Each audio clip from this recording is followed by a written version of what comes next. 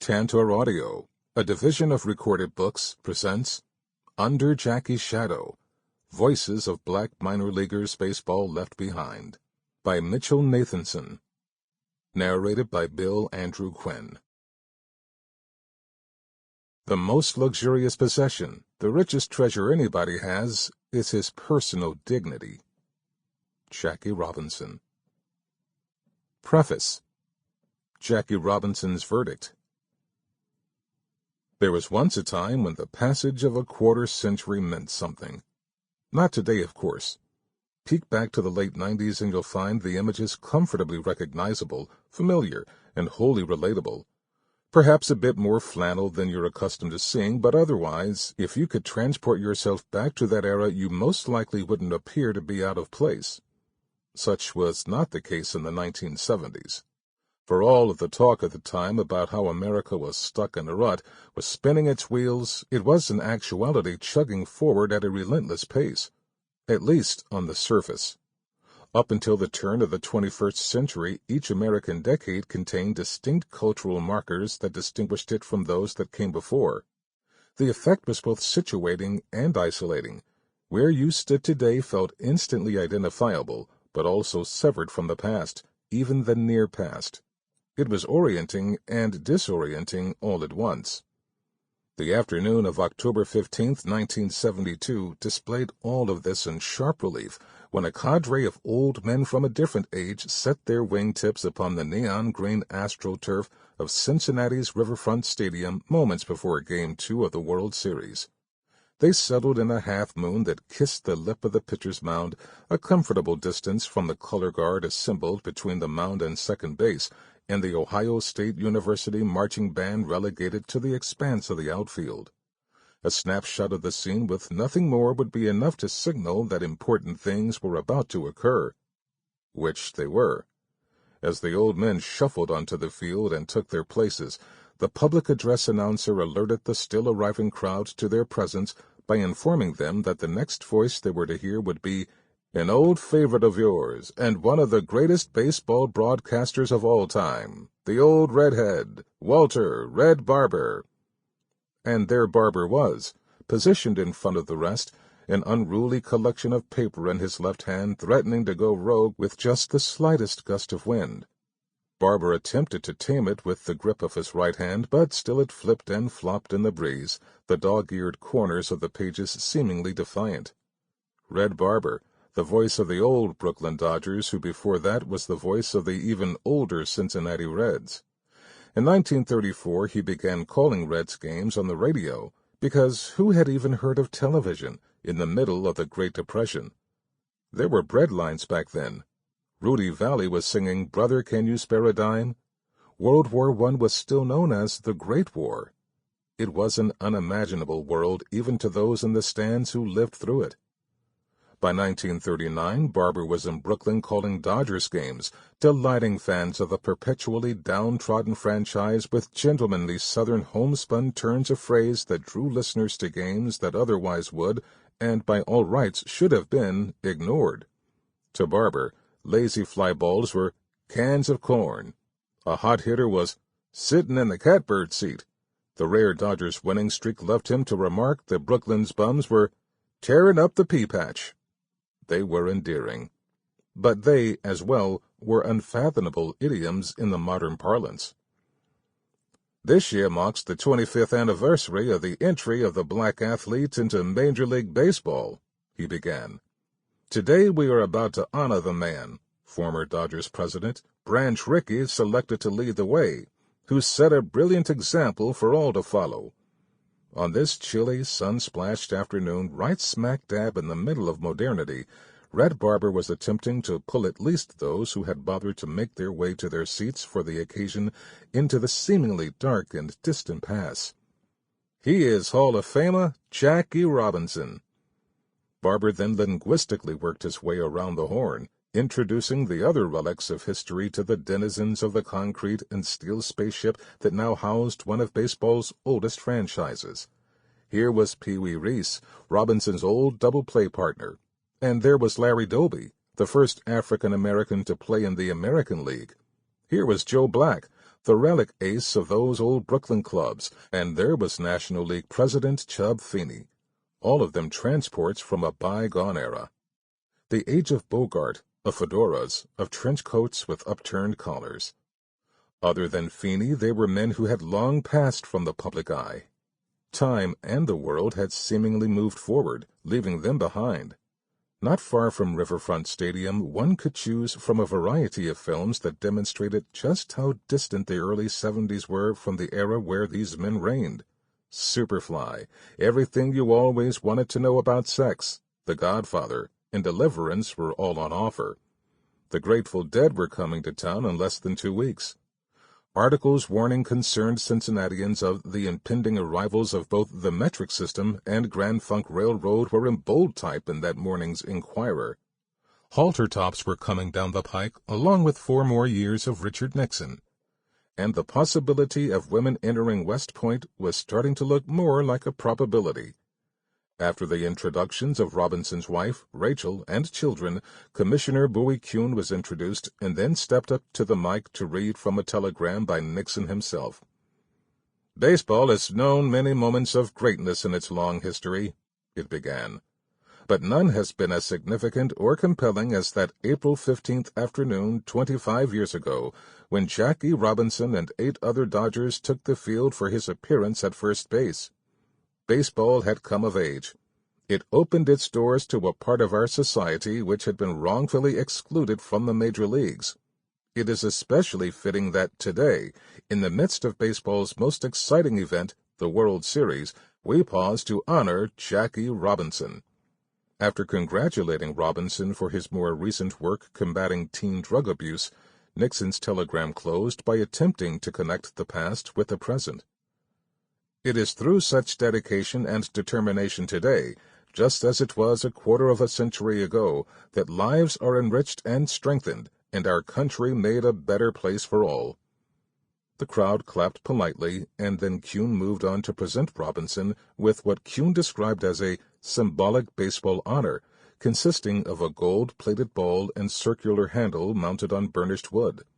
It was presented, "with congratulations and thanks and all our good wishes." Robinson stood next to Quinn, stooped, head bowed. He was only 53 years old, and it appeared as if each of his days had been a year unto itself. He was an old man, irrespective of the number of calendar years on his ledger. Diabetes had devastated him, rendering him unsteady and nearly blind. Rachel stood close by, perhaps for moral support, perhaps to make sure he knew where the microphone was. A few moments before the ceremony, a fan approached him with a ball and pen in hand, asking for his autograph. "Surely," he replied, fumbling for the items. "Please show me where I can sign. I can't see too well anymore." As he took the few tentative steps to turn and reposition himself before the microphone, his shock of white hair glinted in the sun. It resembled a British judge's wig, apropos because, despite it all, and despite the fact that he had only 9 more days left on earth, Jackie Robinson was preparing to render judgment on the state of baseball and America, notwithstanding Nixon's saccharine paean to both. Of course, he would do so as he did everything, with cunning, with grace, with guile. Jackie Robinson wasn't going to take his place in the infield in the big game and boot the ball, that was for damn sure. Just as with his steals of home, he was going to do this when you least expected it, when you couldn't possibly see it coming, when you finally relaxed and stopped paying attention. Robinson began. "Thank you very much, Commissioner. I would just like to say that I was really just a spoke in the wheel of the success that we had some 25 years ago, and personally want to say thank you to a great captain, a guy who was the leader of our ball club, and who really set the pace in many, many areas. Pee-wee, thanks so much for being here today." He then continued to deflect. "I would like to also say that it would be a real pleasure if Mr. Rickey could have been here with us today, but to the members of his family, my untiring love and gratitude for the things he's done over the years." After acknowledging his family and expressing gratitude to baseball, for the tremendous opportunities that it has presented to me, and also for this thrilling afternoon." He pronounced sentence. "I'm extremely proud and pleased to be here this afternoon, but must admit I'm going to be tremendously more pleased and more proud when I look at that third base coaching line one day and see a blackface managing in baseball. Thank you very much." With that he pursed his lips in equal measure chagrin and satisfaction, pivoted and returned to his place within the crescent, nestled among Rachel and his children. There was a brief moment of polite applause before everything moved on. Within seconds, the American League champion Oakland A's were introduced, followed by the National League champion Reds. The national anthem was played, the Reds took the field, and Game 2 was underway. In just a few minutes, it was as if nothing that had come before the first pitch had ever occurred.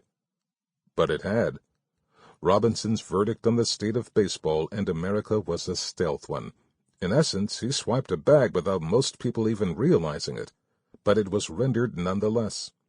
In all of 197 words, he refuted Nixon's contention that baseball had in fact truly and completely opened its doors to African Americans the moment Robinson took his position at first base back in 1947. "Look," Robinson was saying, "just look. Just look and you'll see that what took place that April day was but a step and not the completion of the journey. Look into the dugouts. Look at the coaching staffs. Look at the front offices. Look at the scouting departments, and take note of what you see. And ask yourself why so much of it looks today, in the world of polyester Technicolor uniforms, just as it had back when I wore flannel." For all that had changed in America over the previous quarter-century, Robinson's 197 words clarified that much of it was mere surface enhancement. The music might be different, the films a bit spicier, the styles a few degrees more daring, but when it came to race, in some ways, the America of 1972 looked distressingly like the America of 1947. As he acknowledged, progress surely had been made. But how much progress? And why wasn't there more? And why was baseball patting itself on the back for merely permitting to occur on that April afternoon that which baseball itself forbade for a half-century prior? Shouldn't it be working harder to right the myriad of wrongs it not only countenanced, but encouraged for far too long? Without saying it, he said it. We need to do more. Much more. All of these questions Robinson had been asking for years. Frustrated over baseball's and America's insistence on using him to justify their patronizing contentions of drastic, monumental racial progress over the decades, he kept pointing out to anyone who would listen all the ways both had remained disturbingly the same. The American League had been slower to integrate on the field in his wake than the National, he liked to point out, but even that wasn't getting to the actual root of the problem. Despite ardent protestations to the contrary by men like Nixon and Quinn, there remained ingrained prejudices within the national pastime, he contended. Prejudices that were immune to his presence at first base in 1947. One only had to take note of what was occurring, or not occurring, off the field. Black faces might sprinkle the rosters, but the front offices, the scouting departments, the managing and coaching staffs remained as blindingly white as they had always been, he liked to remind people. I can't accept halfway measures. The Negro is completely integrated on the ball field. There's no reason why he shouldn't be integrated off it too. If anyone was thinking of using him to coat themselves with a patina of progressiveness, he was going to make sure to issue a corrective whenever given the opportunity. By the late 60s, Robinson had become the unwitting protagonist of a narrative being told about both his sport and his country that he found discomforting. Both had changed, he'd concede. Both had advanced. But contrary to the tidy and affirming fictional tale, both were contentious and oftentimes ugly works in progress that were far from complete. And the failure to recognize this reality, and the failure to do something about it, was holding both back. In essence, he was saying that while we might not be wearing fedoras anymore, our institutions largely were as they had always been. Real change required more than swapping out the surface adornments. He grew increasingly frustrated and angry over the excuses posited for the lack of change. To Yankee General Manager Lee McPhail's contention that it was very difficult to find qualified Negroes with the right educational background for front office jobs, Robinson replied, "The clubs spend all kinds of money, time, and effort scouting for talent, yet they find it difficult to look right over their noses to discover quite a few articulate, intelligent players who could fit ably into administration." Just a few months prior to the World Series ceremony, he had an uneasy interaction with the Dodger organization, which was hoping to invite him, along with Roy Campanella and Sandy Koufax, to have his number retired. He was less than thrilled. "I couldn't care less if someone is out there wearing 42, he told Los Angeles Times sports writer Ron Rappaport shortly before the event. He hadn't been to Dodger Stadium in years and had effectively severed himself from the game all of America considered him synonymous with. "Baseball and Jackie Robinson haven't had too much to say to each other," he told Rappaport. While he was proud of his role in integrating the sport, "I'm not subservient to it," he insisted. He reluctantly agreed to attend only because Don Newcombe, his former teammate who was by then in charge of community relations for the Dodgers, pleaded with him to participate. But if they were insistent on honoring him, he was going to have his say. He sat down with Dodger president Peter O'Malley beforehand and unloaded. "I told Peter I was disturbed at the way baseball treats its black players after their playing days are through," he told Rappaport. "It's hard to look at a sport which black athletes have virtually saved, and when a managerial job opens, they give it to a guy who's failed in other areas because he's white." If that made him an ingrate in some people's eyes, he didn't care.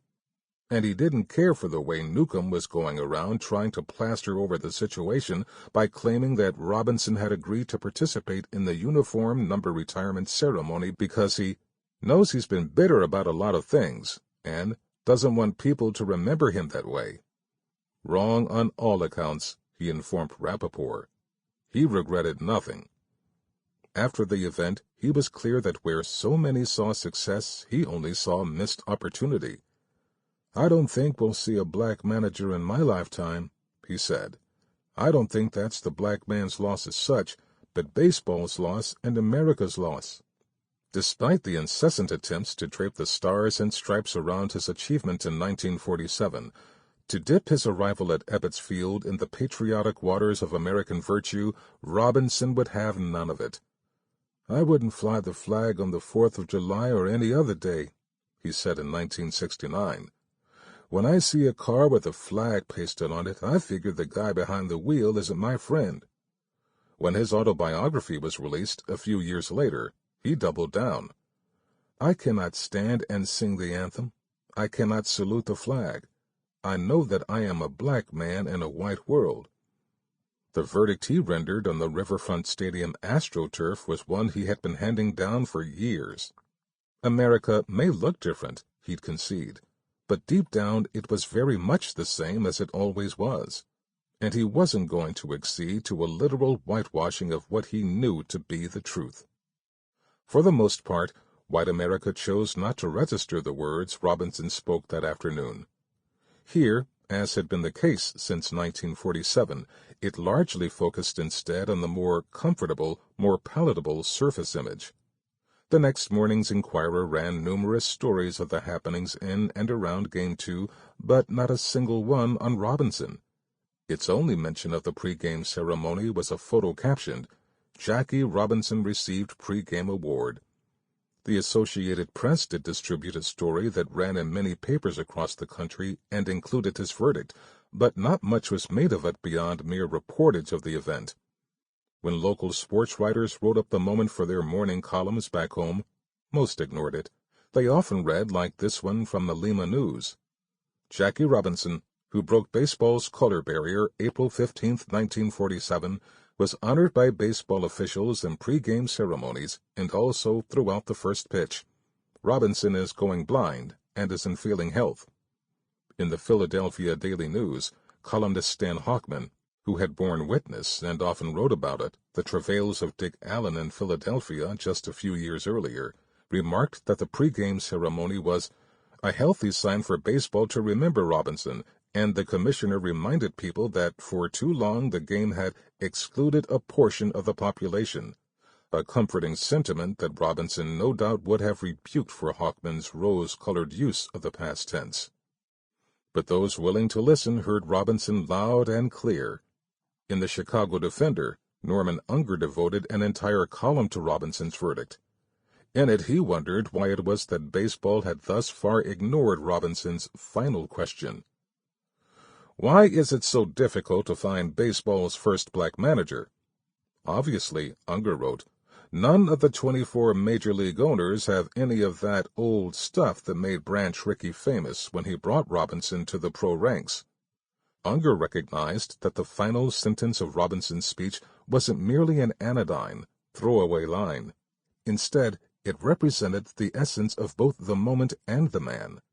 Robinson was calling baseball out, making a statement that may have as much effect upon the future of baseball as his presence did 25 years ago.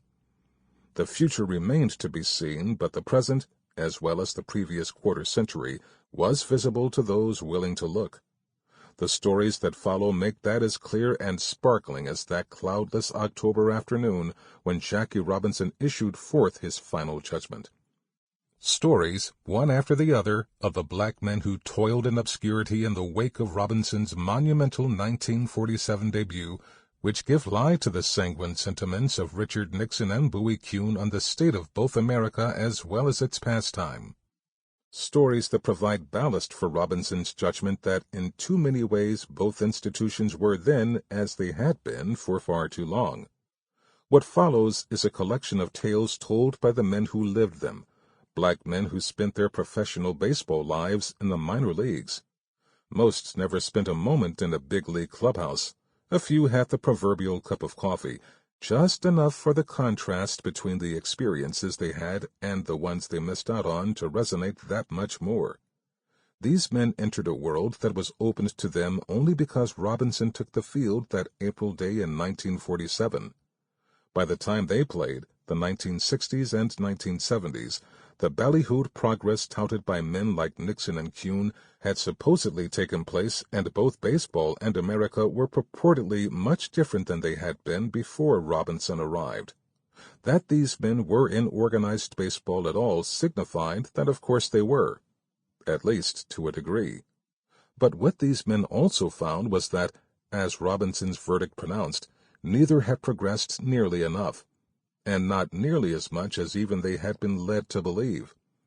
As Robinson said, and so many ignored, the failure to address the racial issues existing within big league front offices, coaching staffs, and scouting departments made the game less than it could have, should have been. And while we could say that this was the black man's loss, it is more accurate to acknowledge that, as Robinson insisted, the loss was, and is, everybody's.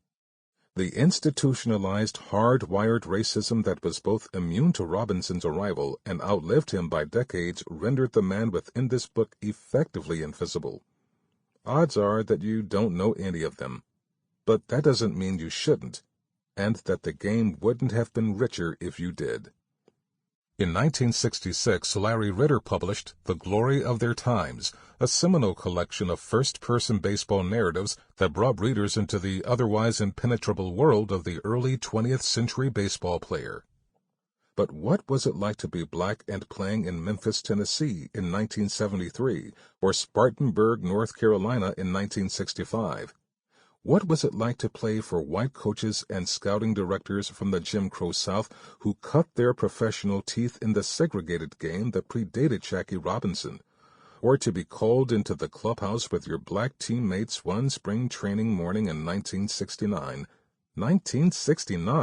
and told that for you to make the ball club, you were going to have to beat out the black men in that room, because none of you were ever going to beat out a white player, regardless.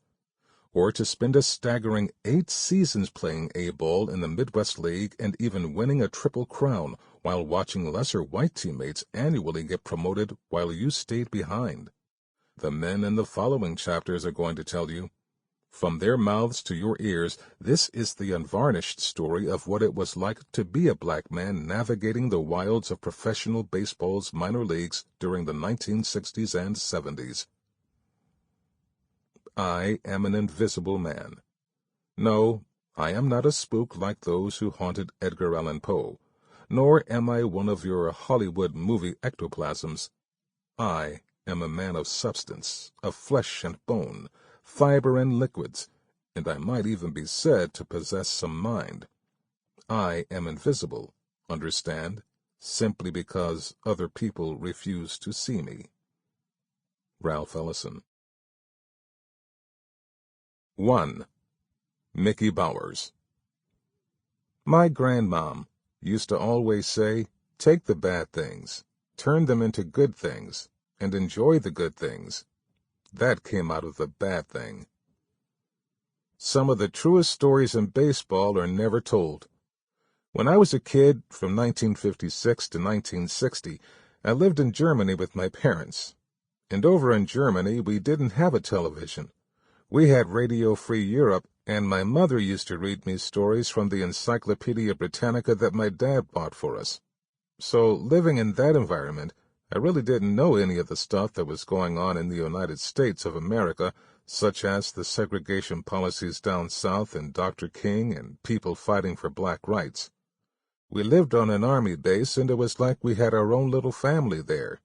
If you were in the military, you lived according to your dad's rank. My dad was a sergeant, so we lived with the sergeants. If my dad would have been an officer, we would have lived with the officers. When I came back from Germany in 1960, we moved to an Army installation at Fort Belvoir, Virginia. And we never had any problems as far as blacks and whites there. My friends, I mean the guys I grew up with, ate with, slept over their houses, played football and baseball with, we never talked about black and white.